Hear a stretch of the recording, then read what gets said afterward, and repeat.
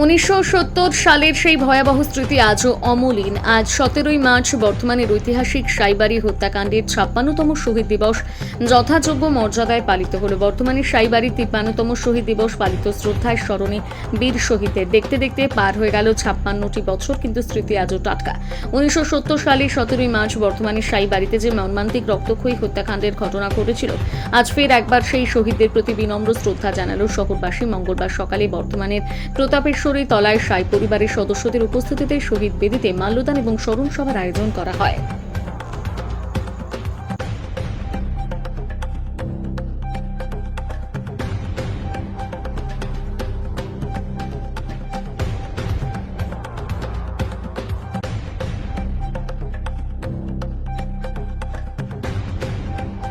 আজকে আমাদের 1970 সালে 17ই মার্চ সাইবাড়ির এই ঘটনা হয়েছিল।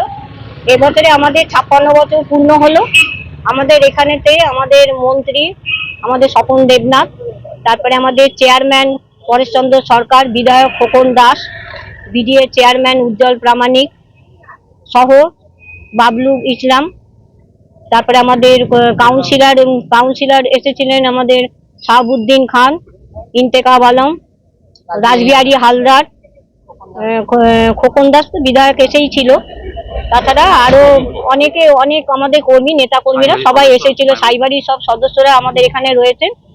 এখানে আমাদের সাইবাড়ির সদস্যদের মধ্যে আমার স্বামী উদয় সাই, উনি আছেন, আমার ছেলে সিদ্ধার্থ সাই, আমার ভাসুরজি আছেন মধুমিতা সাই, আমার ননদ ছিল। আমাদের সমস্ত এখানে অমৃত যশ।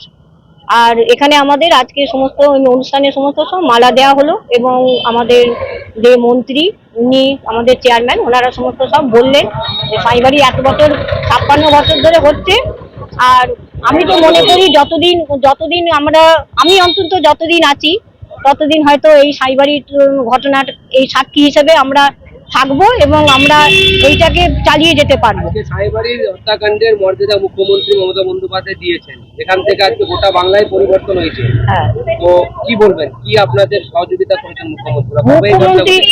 1970 সালে 17ই মার্চ সাইবাড়ি ঘটনা হয়েছে। তারপরে তখন আমাদের সিপিএম এর রাজত্ব ছিল। তখন সিপিএম এর রাজত্বের পর 1972 সালে কংগ্রেস এসেছিল। তারপর আবার 1972 থেকে 77 পর্যন্ত কংগ্রেস ছিল। তারপর আবার সিপিএমরা 34 বছর রাজত্ব পার করে। সেই পাথরটাকে আমাদের মমতা ব্যানার্জি সরিয়েছেন। আজকে 34 পাথরটাকে মমতা ব্যানার্জি সরিয়েছেন এবং আজকে আমরা তৃণমূল আমরা ক্ষমতায় আছি।